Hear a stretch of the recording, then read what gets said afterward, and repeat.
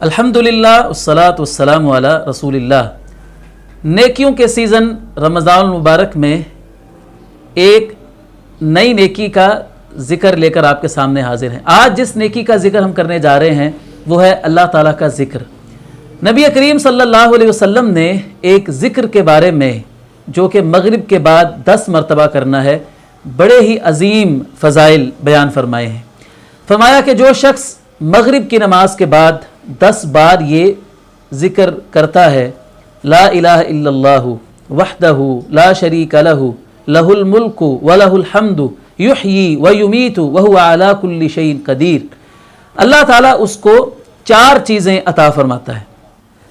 پہلی فضیلت، بعث اللہ مصلحۃ یحفظونہ من الشیطان حتی یصبح، اللہ تعالیٰ اس کی حفاظت کے لیے مسلح فرشتے بھیج دیتا ہے جو صبح ہونے تک اس کی حفاظت کرتے رہتے ہیں۔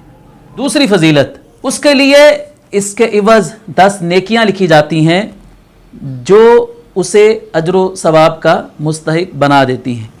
تیسری فضیلت بیان فرمائی، وَمَحَا عَنْهُ عَشْرَ سَيِّئَاتٍ مُوبِقَاتٍ، اس کی 10 مہلک ہلاک کرنے والی برائیاں اور گناہ مٹا دیے جاتے ہیں۔ چوتھی فضیلت، وَكَانَتْ لَهُ بِعَدْلِ عَشْرِ رِقَابٍ مُؤْمِنَاتٍ، اسے 10 مسلمان غلام آزاد کرنے کا ثواب ملتا ہے۔